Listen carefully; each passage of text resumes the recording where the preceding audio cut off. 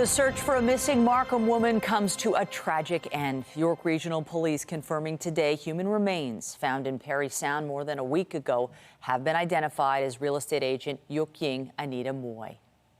Good afternoon. We're learning more about the investigation from York Regional Police's homicide unit. The update coming nearly 2 weeks after Mui first went missing. CTV's Mike Walker is live at York Regional Police headquarters with the very latest. Mike. Well, Nathan and Michelle, this is now a homicide investigation, with investigators revealing just a short time ago that Anita Mui was targeted and that they have charged 3 teens in connection with her disappearance. Nearly 2 weeks after Yuk-Ying Anita Mui disappeared, investigators confirm human remains found in Parry Sound belong to the 56-year-old Markham real estate agent. We believe Ms. Mui was targeted, and our homicide unit will continue the investigation until we find the individuals responsible for her death. Mui was last seen on the morning of August 9th near her home in the Warden and Baycliffe area. That afternoon, police found her white Mercedes-Benz SUV in a Medical Plaza parking lot in the Warden and Finch area. 3 days later, burned human remains were found in Parry Sound that the coroner confirmed yesterday belonged to Mui. Investigators have identified a Mercedes-Benz cargo van similar to this one as a vehicle of interest in connection with Mui's death. They believe it transported her at the time of her disappearance from a rural property on Van Dorf Side Road in Stouffville to Parry Sound. Police conducted an extensive ground search at the Stouffville property for evidence. We believe she was at this property for a real estate transaction. But as to exactly why she was targeted, that's part of our investigation. 3 teens, 2 17-year-olds and a 16-year-old have been charged in connection with Mui's disappearance after investigators say they found them using the missing Markham woman's credit cards at multiple locations across the GTA. They are all facing fraud charges, and one is facing firearm charges. All 3 young offenders are persons of interest in this homicide investigation, but their exact involvement as to what they did or what they had to do with this investigation and with the disappearance of Ms. Mui is being investigated. Now, at this point, investigators have not identified any other potential suspects connected with Mui's death, and no charges have been laid in connection with Anita Mui's death. Reporting live in Aurora, I'm Mike Walker. Michelle, back to you. Thank you, Mike. Still to come, big news today. Trains across Canada have ground to a halt as the country's 2 largest railways failed to agree on a new contract for workers. The shutdown causing confusion for commuters here in Toronto who use GO train service. We've got the details and the impact coming up shortly in the newscast. Durham police are investigating an attempted child abduction in Ajax. An image of a suspect vehicle has been released. Police say the incident happened on the July 23rd near Griffiths Drive and Wickens Crescent. They say a 10-year-old boy was walking from a friend's house in the afternoon when 3 suspects in the car pulled into a driveway, blocked his path, and tried to get him into the vehicle. The suspects are described as brown-skinned males between 15 and 25. One person is in hospital following a stabbing in the Jayton and Finch area. This happened shortly after 8:30 p.m. Police say the victim suffered serious but non-life-threatening injuries. They're searching for a single suspect described as standing about 6'1" and was last seen wearing a black hat, black hoodie, glasses, and pants. Police are asking anyone who might have information to come forward. And a pedestrian was injured after being struck by a vehicle in North York. It happened shortly after 5 p.m. near Bathurst and York Downs Road. The victim was taken to hospital in serious but non-life-threatening condition. The driver involved remained at the scene. So far, there's been no details about the circumstances leading up to the person being struck. Trial dates have been set for 4 teens accused in a deadly swarming downtown in 2022. 59-year-old Kenneth Lee had been living in the city's shelter system when he was killed that December. Police allege 8 girls swarmed and stabbed him near York Street and University Ave. The suspects were aged 13 to 16 years old at the time. 3 have pleaded guilty to manslaughter, 1 to assault charges. Of the remaining 4, 3 will be tried for second-degree murder and 1 for manslaughter. The trials are set for January and May. The RCMP have laid terrorism charges against a suspect from the GTA after a lengthy investigation. Mounties say the suspect was allegedly participating in the activities of a listed terrorist group and was counseling another person to commit a terrorism offense. Police did not say which group the suspect was allegedly supporting or what actions may have led to the charges. The suspect was a minor at the time of the alleged offenses and cannot be named. They're scheduled to make a remote court appearance via video link August 27th. An Ontario court has rejected a bid by Frank Stronach's granddaughter to force the family business to disclose possible documents related to complaints of sexual misconduct. Selena Stronach filed the motion after recent charges against her grandfather, who is accused of sexually assaulting 10 complainants dating back to 1977. The court found there was no evidence to suggest such documents exist in regards to any knowledge that Selena's aunt, Belinda Stronach, may have had about the alleged misconduct. We have more news in a moment, but first a look at the forecast. The run of sun continues and the warmth is coming back. The high is expected to reach the seasonal average and no rains in sight for a few more days. Let's bring in Jess Smith with a look at the current conditions. Hey, Jessica. Hey, it's a noticeably warmer start to the day. Still a northwesterly wind, so it will cut out some of that humidity, but overall it's beautiful as we get through our Thursday. It's still a little cooler in the evenings, and that's where that kind of transitional, typical seasonal weather comes in, but overall it is fantastic as we get through our day today. High pressure really remaining the dominant system. Temperature-wise, we're in the 20s, so we're already off to a bit of a warmer start as we head throughout the day today. And stepping into the afternoon, although we still have that northwesterly wind, it's significantly lighter, but a whole lot of sunshine out there. Coming up, your full forecast right now. I'll send it back over to Nathan and Michelle.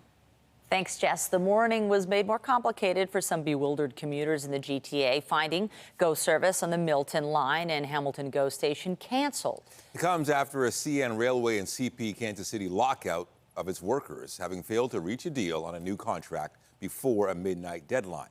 CTV John Musselman is live at a CP Railway yard in Scarborough to bring us all the details. John.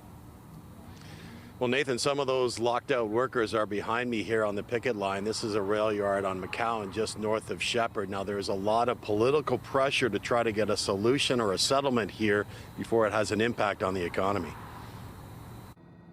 There's no GO train service on the Milton line and at Hamilton GO station today after employees at two of Canada's major railways were locked out. Commuters were not happy about it. It would have been better had a broader communication been given. Drove all the way to Arundel, and there was a big old construction sign that said no trains. Yeah, it's 20 minutes extra. I got a notification on my phone about 2 o'clock this morning saying it was canceled. Metrolinx made the announcement Wednesday night, hours before the 12:01 a.m. deadline, saying that it wanted to provide certainty to the customers. UP Express and all other GO lines will be unaffected. More than 9,000 workers at Canadian National Railway and Canadian Pacific Kansas City were formally locked out just after midnight Thursday after no new agreement was reached. It means rail freight service across the country has come to a halt. Goods are not moving and picket lines are up from Vancouver to Halifax. I was not surprised given how far apart the parties are on the issues at stake. The core issues here that the Teamsters Union is talking about are issues of crew safety and fatigue, and that's related to scheduling issues. Potash, agriculture products that our farmers would grow, there is no alternative. Quite frankly, there's no where for them to go. They're just going to start to pile up. We have farmers in the field harvesting these things, and they just will have to stay where they are. Typically, municipalities have between 10 and 14 days of water treatment chemicals on hand. The movement of chlorine is highly regulated in North America. It moves from chlorine manufacturers by rail. It cannot move by truck. Chlorine is used by bleach manufacturers to create the concentrated bleach that's used by municipalities to treat the water. Meanwhile, Premier Doug Ford is urging both sides to get back to the table. Quote, the rail shutdown at CN and CPKC is already costing workers, transit users, and businesses across the country, and we cannot afford to let things get worse. Both the employers and union leadership should get back to the table at once so they can reach a fair deal to end this shutdown and get people and goods moving once again. CP Rail said in a statement that the union, Teamsters Canada, did not respond to its most recent offer, while CPKC accused Teamsters of making unrealistic demands and a negotiated outcome was not within reach. And it's been fairly peaceful here at this picket line outside of the rail yard. There are some trucks arriving to make deliveries, but they've been forced to wait a short period of time before they're let in. Reporting live from the scene, I'm John Musselman. I'll send it back to you. Thank you, John.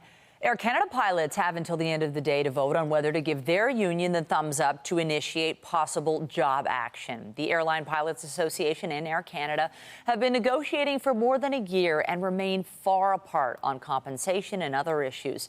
A strike could begin as soon as September 17th. The Premier has responded to the pushback on his government's plan to shut down 10 safe injection sites in Ontario, including 5 in Toronto. The move will see the province build 19 treatment and recovery hubs where drug use will not be allowed. CTV News Queen's Park Bureau Chief Siobhan Morris has the details. The Premier steadfast in a policy shift that will close 10 of Ontario's 17 safe consumption sites. It's a failed policy, simple as that. Undeterred by arguments from experts at the Centre for Addiction and Mental Health that these sites save lives. Giving someone, an addict, a place to do their injections, we haven't seen it get better. This was supposed to be the greatest thing since sliced bread. It's the worst thing that could ever happen to a community. But 2 just-released reports commissioned by the government flag the role of supervised consumption sites as important.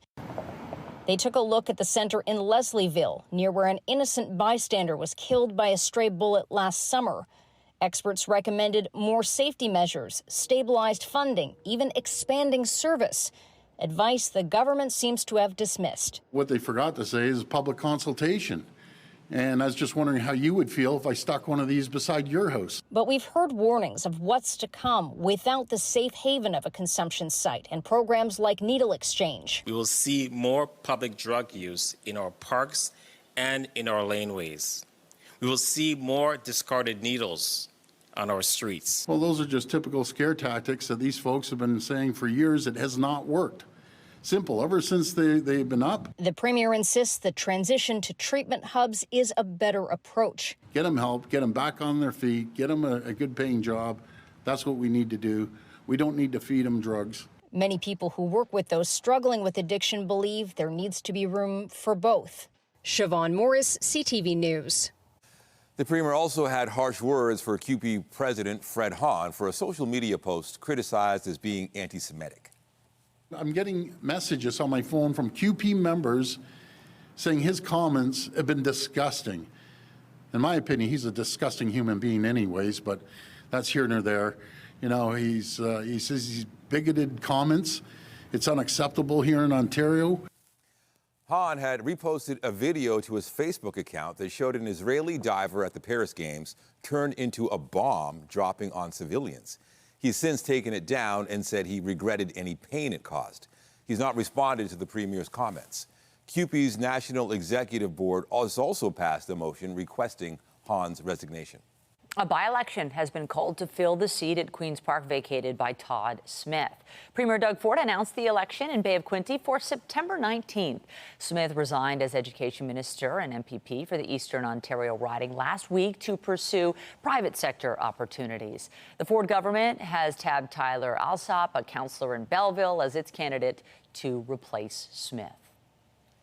The Democratic National Convention wraps up tonight with the official nomination of Kamala Harris for the November presidential election. But several big names took to the stage last night in Chicago, rallying the party faithful behind the vice president. Kamala Harris will work to solve our problems, seize our opportunities, ease our fears, and make sure every single American, however they vote, has a chance to chase their dreams. Former U.S. President Bill Clinton spoke in favor of Harris's candidacy and took a few jabs at fellow former president and Republican candidate Donald Trump. Oprah Winfrey also took to the stage with a similar message. When a house is on fire, we don't ask about the homeowner's race or religion. We don't wonder who their partner is or how they voted. No, we just try to do the best we can to save them. And if the place happens to belong to a childless cat lady,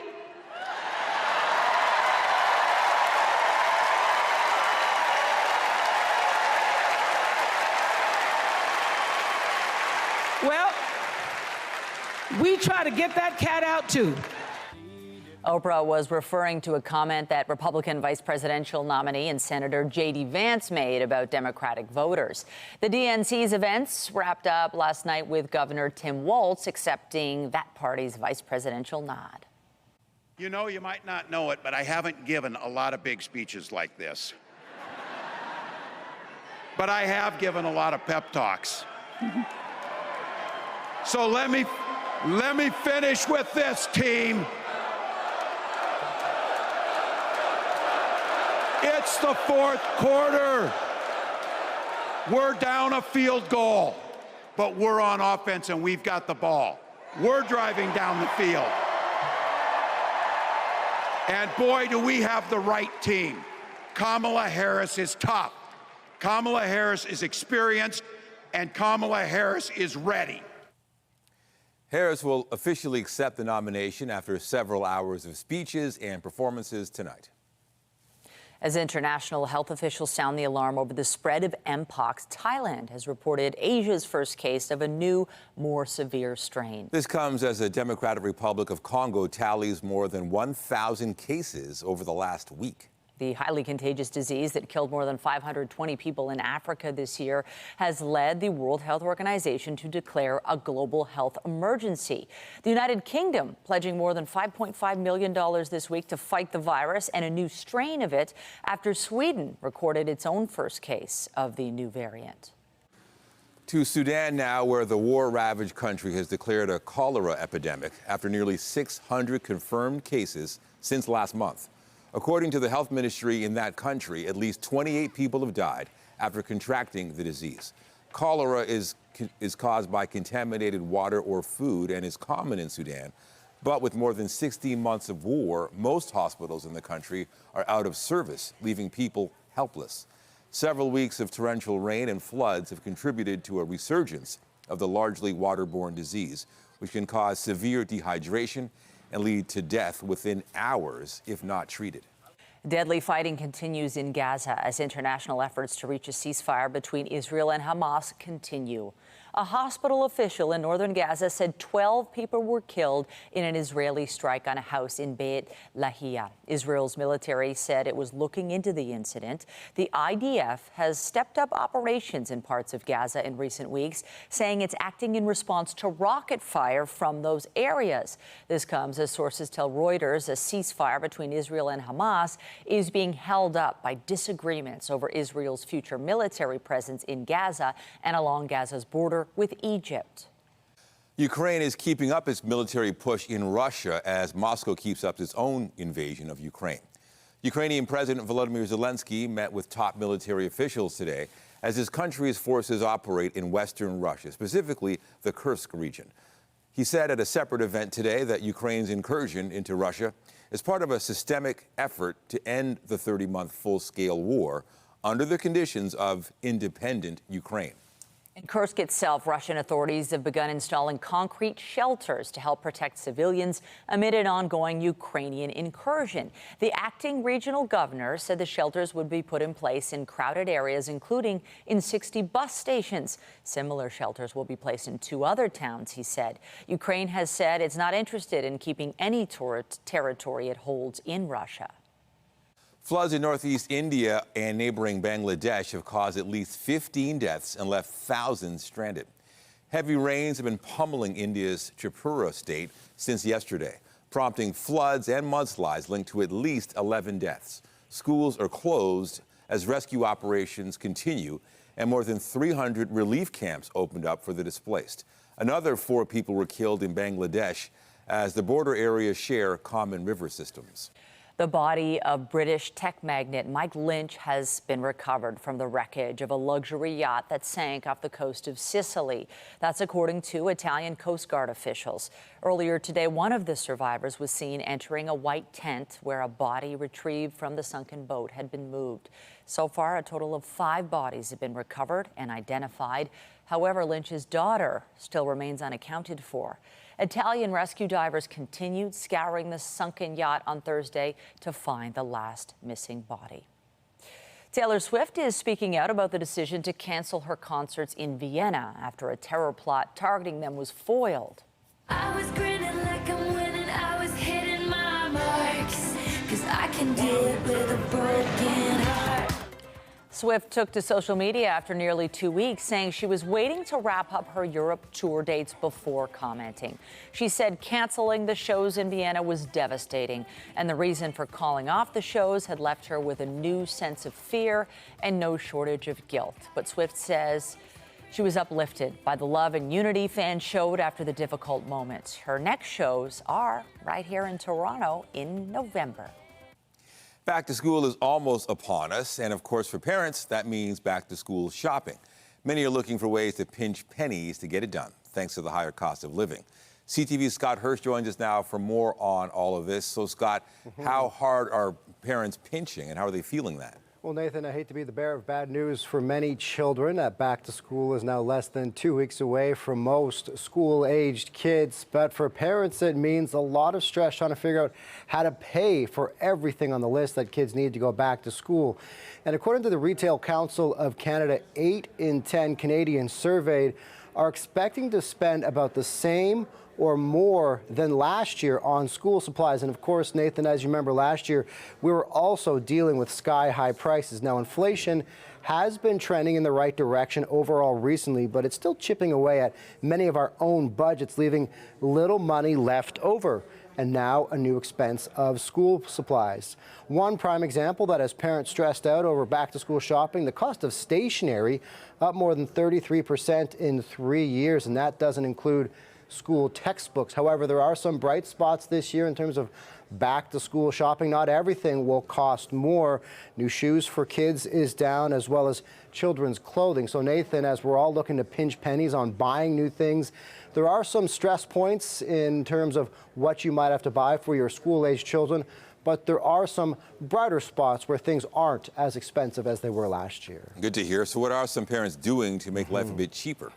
Well, Nathan, of course, there's always the option for hand-me-downs, and younger kids, younger siblings might not want to hear that, but that does save parents a lot of money. But also going online, there are lots of apps these days that help parents find flyers you might not be able to see, and so that does help in terms of saving money online, but also social media groups, buy and sell groups, Facebook Marketplace for one family that allows them to get rid of something, and for another family that allows them to save some money and not having to buy things new at the top price. But despite the convenience that it can be shopping from home, despite the potential cost savings, shopping online and shopping from home, once again, according to the Retail Council of Canada, it says 3/4 of back-to-school shoppers still prefer to pick up those supplies in stores. So Nathan, over the next couple of weeks, expect to see fewer and fewer people at beaches and parks and more people at stores and malls trying to get through that back-to-school list. Yeah, more kids demanding stuff. All right, CTV's Scott Hirsch, thank you. Thanks, Jessica. Nathan. Well, when you're done shopping for back to school, you can head back to the beach because it's actually a pretty nice day. Still a northwesterly wind, but it is significantly lighter, so it's not causing as much of a chilly breeze. Daytime high-wise, we're pretty close to seasonal with just a pinch of a humidex, feeling like 26 into this afternoon with the UV index on the higher side at a 6. Coming up, I'll have a full look at your long-range forecast, including what you can expect as we head in towards our Friday, stepping into one of the last weekends of the summer season before the kids go back to school.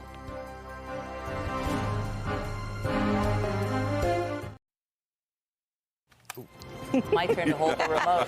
Listen, I got a clicker all the time. I get the clicker this time.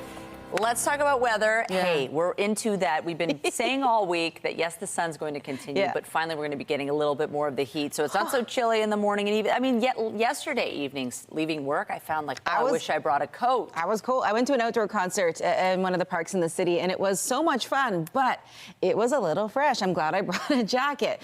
It is not cold by any means. My friend opened up, the weather app. I'm like, I'm right here. You don't have to open the weather app. That's hilarious. But I was like, it's probably 17 degrees, and I was right.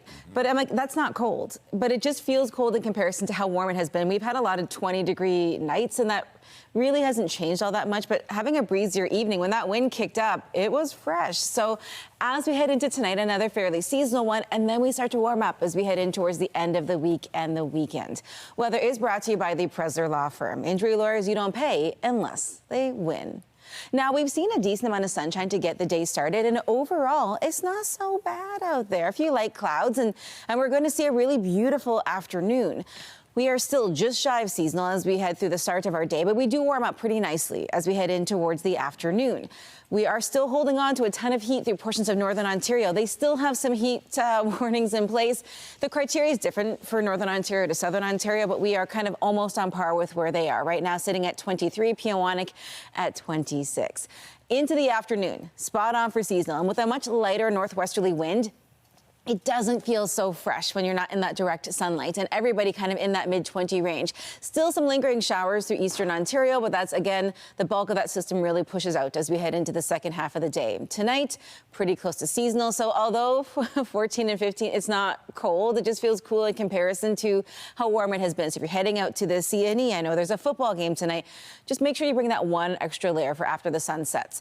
That little bit of a swirling system there, that's the leftover rain that's impacting eastern Ontario, but high pressure moves in, and to be honest, it's a pretty nice day if you want to spend some time outside. Still a little fresh, but we see the winds change direction as we head into the end of the day and throughout the day tomorrow. Not much going on in the forecast radar picture. We're staying relatively clear. A few light clouds as we head in towards about 7:30, where that pushes out. And then we have a beautiful evening. A few more clouds into the day tomorrow, but we're seeing a generally kind of partly cloudy 5 to 7 days ahead. We are looking at a little bit of rain making its way through portions of central and northern Ontario, but for the GTA, we are staying dry and we are staying relatively sunny. Temperature-wise, it is fairly seasonal as we head throughout the day today into the day tomorrow, but with wind direction change and a more southerly flow, it really does warm things up pretty nicely. And as we head in towards our Saturday and Sunday, the temps are going up. We're in that 27, 28 degree range, so really, really nice. You probably won't need that extra layer. And then honestly, it's just a whole lot of sunshine as we head throughout the rest of the week and tiptoe in towards the end of August. Nathan, Michelle, send things back to you guys. All right, thank you, Jess. Thanks. Wacky food creations are a major draw for visitors at the CNE every year. The X is celebrating that culinary history today, announcing inductees to its CNE Food Hall of Fame. CTV's Beth McTonnell is live with more. Beth. Michelle, Nathan, the food building has been here for 70 years. And food is one of the main attractions every year for so many people at the CNE. And this year, to celebrate, the CNE is launching its Food Hall of Fame. And there are 5 inductees this year. The first up, Tiny Tom Donuts. I got to try one of those. Don't have that on camera yet, but so warm, so delicious. They date back to 1960. Then we have the all-Canadian ice cream waffle. It dates back even farther, 84 years here at the CNE. Next up, the pickle pizza. Doesn't that look interesting? And next we have Primo spaghetti. So this, super interesting, nostalgic for so many people. For 40 years, it was just 99 cents for that spaghetti and that sauce. Now, inflation finally got to it. It's up to $1.99 if you want to get that spaghetti. And finally, the 5th inductee are the deep fried butter balls. And I've got some here. We're going to try it. But first, listen to what the CEO of the CNE Association has to say. Food is the #1 attraction year in and year out. We do customer satisfaction surveys every year, and the #1 location that people identify is the food building, and the #1 reason they identify as coming to the CNE is food. All right, so here is my deep fried butter ball. It is a ball of butter inside with funnel cake deep fried around it. There's some chocolate sauce. It's dripping. I don't think it's too healthy, but here I go. Oh my gosh. It melts in your mouth, Michelle, Nathan. This is amazing. This is so good. It looks I can't wait to try all the inductees. Thank you so much, and look forward to bringing you more on this tonight at 5 and 6. Oh, Isn't she lucky with this assignment? I've tried that butter. It actually is really good. And all this talk about it's not, of course it's not healthy. No. You want healthy, you're in the wrong place. Yeah, exactly. I don't know what to say. Well, you walked away from the camera now. Why you, Beth, where are you going? Ah, we got bars. Coming up, a frightening situation for a teen at a movie theater recently. Why fire prevention experts are warning about the importance of battery safety. That's after the break. It's serious.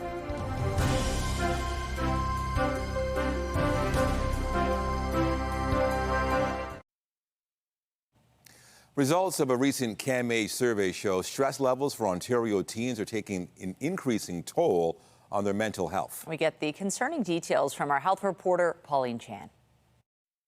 The Ontario Student Drug Use and Health Survey is taken every 2 years, and the latest figures look at 100,000 students in grades 7 to 12 in 2022 to 23, and it shows just over half of students are experiencing mental distress. Basically, of students reported symptoms of anxiety and depression that suggests that they're at risk for moderate to severe psychological distress, or moderate to serious psychological distress, which is a concern because a decade ago, that number was 23%. The survey also shows 19% of students had deliberately harmed themselves in the past year, up from 15% in 2019, and 18% had serious thoughts about suicide, up significantly from 11% in 2001 when they first started monitoring this, and 5% in the survey had attempted suicide in the past year. And this is particularly problematic from my perspective because again, you have around almost a third of students reporting that they only had a fair or poor ability to cope with unexpected or difficult challenges. Climate change, job uncertainty, and the high cost of living are some of the main stressors, says CAMH Youth Advisor Olivia Tucker. There's a lot of worry about your future. If you're going into post-secondary, that used to mean you were basically guaranteed a job. Nowadays doesn't necessarily mean you have a set career after you graduate. The survey also shows many young people are not seeking help even if they feel they need it. Some try to solve their problems on their own, others fear stigma. This indicates that we still have some work to do, and that we need to have conversations with students at multiple levels, whether it's in the home or outside the home, that it's okay to reach out for help. Pauline Chan, CTV News. Another study found people age dramatically at two key points in their lives. First, at the age of 44, then again at 60. Researchers found human aging does not happen in a gradual, linear way. The study looked at more than 100 people over several years to observe aging changes in their molecules, proteins, and microbiomes. The study is published in the journal Nature Aging. Next to a scary scene playing out in real life at a movie theater. A child accidentally dropping his phone, which then caught fire and filled the theater with smoke. CTV's Heather Sonora now with a cautionary tale about batteries. Madara Mejale says she was at the Cambridge Centre on Monday waiting for her 11-year-old to leave the movies. But when he took longer than expected, she went inside and discovered a shocking scene. The whole movie theater was filled with smoke, and you could smell there was like a toxic gas in the smell. She says her son came running up to her and told her his phone caught fire out of nowhere. At first, she didn't believe him. I didn't believe that a phone could explode spontaneously. This is what it looked like afterwards. Fire officials say the phone ignited due to something called thermal runaway after the boy dropped it between the theater seats. And as he went to retrieve it, he pushed down on the seat, and then that jammed the phone and it pressurized the phone, at which point the lithium battery just started smoking. Thankfully, nobody was hurt and firefighters handled the scene, but many fire departments across Ontario report a rise in the number of lithium-ion battery fires, the type of batteries found not only in phones, but also in e-bikes and other electronics. The challenge of a lithium-ion fire is that it's a chemical reaction. It's not dependent on oxygen. Officials say it's important to follow manufacturer instructions, use proper chargers, and inspect the devices regularly. The batteries themselves are delicate.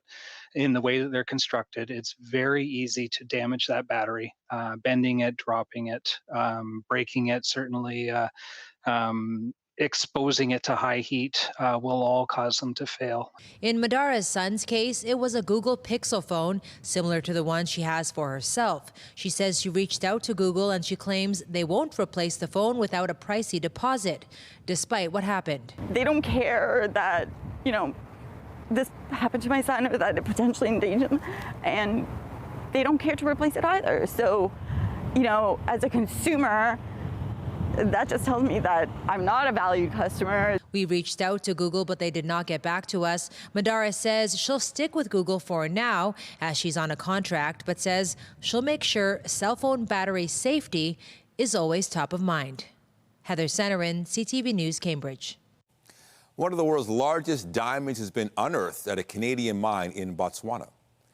Canada's Lucara Diamond Corporation unearthed the nearly 2,500-carat stone from its Kirowe mine.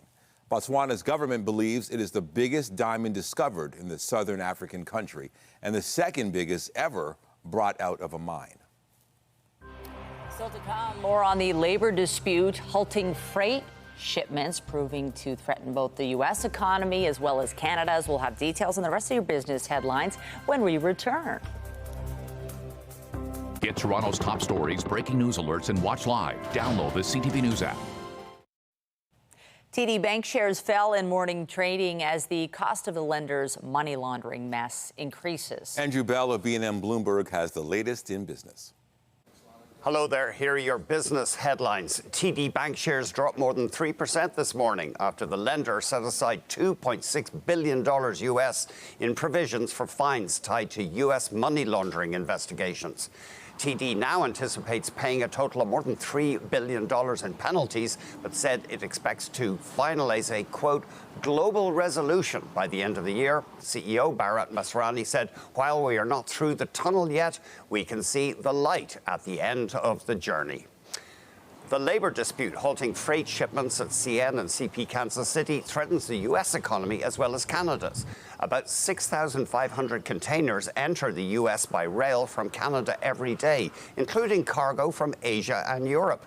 America's National Retail Federation told the website supplychaindive.com that merchandisers are vulnerable during the height of peak shipping season. And finally, shares in Mark Zuckerberg's Meta platforms have jumped 13% this month, beating big tech peers, even as the company spends lavishly on artificial intelligence. Investors say Zuckerberg has done a good job of convincing the market that AI is helping to improve results in his core business, digital advertising. Profit has topped estimates, prompting J.P. Morgan to declare that Meta, quote, continues to earn the right to spend big on artificial intelligence. That's the latest in business from B&N Bloomberg. I'm Andrew Bell. If you own a home and need to get a roof repaired, it can be a big job and an expensive one. It's why you have to be extremely careful who you hire to make sure you get the work done right at a fair price. CTV's Pat Foran has more. A Toronto homeowner was worried she was being overcharged for a roofing job and contacted CTV News. We agreed to come over to see what was happening. It's CTV News. Can we talk to you about this roofing job? No English. No English. Maria asked us not to identify her, but said she felt uneasy about the escalating cost of the roofing job. She found a company online to do her eaves troughs, but they said it was her roof that was in rough shape and needed repairs. She was first quoted $17,500, then was asked to pay $28,000 in advance, and then told the total cost would be over $57,000. I was already feeling overwhelmed because it was a lot of money. For that price, it's not the entire roof, but only the flat portion on her side of a duplex. Her bank also raised concerns about the large amounts she was withdrawing. She even questioned the fact that the check was being made payable to a person, not the actual company. She signed a contract with Citywide Roofing and Chimneys. The company called Maria while we were there. A man who identified himself as John Crow said he had misquoted the job by mistake and that he had accidentally overcharged her by $40,000. I explained to her that it was a misunderstanding and I'm giving her a different contract and she's getting back money. Crow said he would reduce the cost of the roofing job by almost $38,000 and give Maria a refund of the money she already paid. I'm giving her back $9,000 because it was a mistake. It's 19. Maria still has concerns about her roof, but is relieved the price has been reduced. Are you glad that you called CTV and sent me that note? Oh, for sure. 100%. The roofer said he would return the $9,000 on Monday, but still hasn't. Maria says she needs that money back and plans to be more careful choosing contractors in the future. Pat Foran, CTV News. Canadian baseball star Joey Votto has announced his retirement. That's it. I'm done. I am officially retired from baseball. Votto posted a brief video on Instagram along with a lengthy note thanking all the people who supported him during his 17-year big league career. The 40-year-old signed a minor league deal with the Blue Jays this offseason, but suffered an injury in spring training. Votto played his entire career for the Cincinnati Reds and was named National League MVP in 2010. And the Blue Jays wrapped their series with the Cincinnati Reds last night. This is pretty well hit towards the left field corner, and it is gone.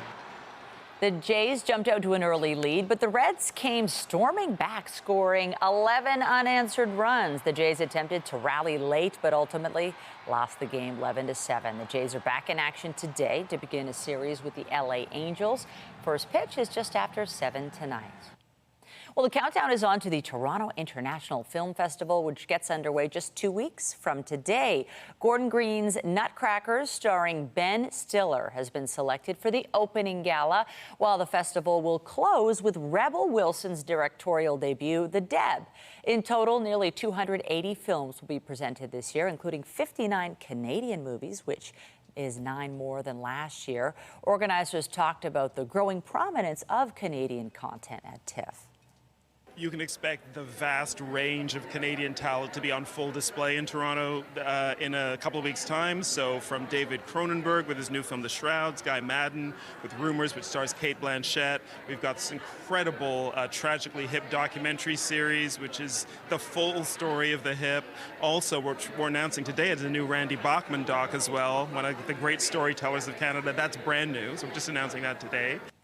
And if you are interested in attending TIFF, we're still in the period where ticket sales from members and insiders are taking place. The general public can purchase tickets starting August 26th. It's still summer, but the pumpkin spice latte is coming back to Starbucks earlier than ever. Starting today, the fall favorite returns to menus, which is 2 days earlier than last year. Its return also marks the launch of the Starbucks fall menu, which includes pumpkin and apple flavored drinks and snacks. Coming up, the price of fame is making one pop star frustrated. Skyrocketing success has left singer Chappell Roan calling out fans for being intrusive. More on her pushback after the break.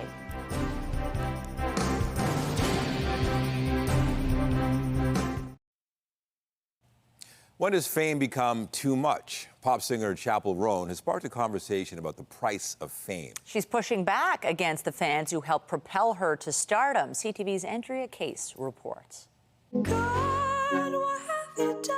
You've heard of overnight success. Well, that's what many people are calling Chappell Roan. Her second release, called The Rise and Fall of a Midwest Princess, came out 11 months ago. Initially a sleeper hit, now her popularity has exploded.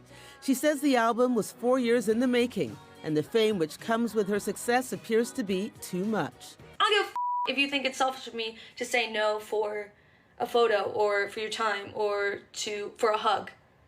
That's not normal. That's weird. If you could have anything, what would you want? As a teen, she first released songs on YouTube and got a record deal. Her first EP was released in 2017. It failed to perform and she was dropped from her label. Roan returned to her hometown, Willard, Missouri, worked in a donut shop, leaned into her queer identity, became an independent artist, and kept making music.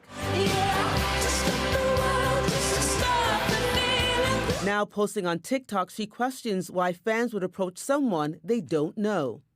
Would you stalk her family? Would you follow her around? Her performances have gone from small venues to sets before thousands at festivals like Osheaga in Montreal. E-Talk's newest reporter and Virgin Radio host, Shannon Burns, interviewed Roan a few months ago. I think a lot of celebrities are scared to speak out in this way because of the backlash that we are seeing Chapel get just over the last few days, where people are saying that she's not appreciating her fans for helping her get to where she is right now. But I do think that just by having conversations like this and her bringing this up, it's really ushering in this new era of celebrity that I think needs to be talked about. As for the rising star, will fans take heed of her position? Only time will tell. Chapel Roan is currently on a European tour. Andrea Case, CTV News. All right, one last look at the forecast, and we're getting some sunshine. Listen, it's a beautiful stretch of days. We had a lot of rain and those kind of big downpours throughout the summer season, but now we're really settling into a stretch of sunny and dry weather, and the temperature is slowly getting back to where we are more seasonal and then just above. Not much going on in the satellite radar picture thanks to two areas of high pressure that have really settled in quite nicely. We're still sitting in that kind of low to mid 20 range, but we are slowly climbing up. And if you're heading out tonight, maybe checking out the Argos game, it'll be about 22 degrees, but northwesterly wind will feel a little fresh, so maybe a light layer, a good idea. But as we step into the weekend, it is going to be sunny, just above seasonal, and great for spending time outdoors. All right, thank you, Jess.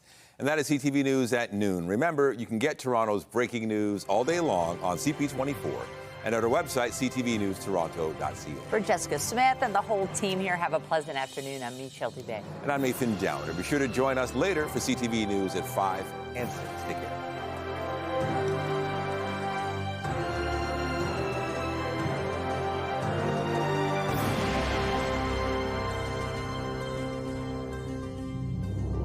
Birthday, someone.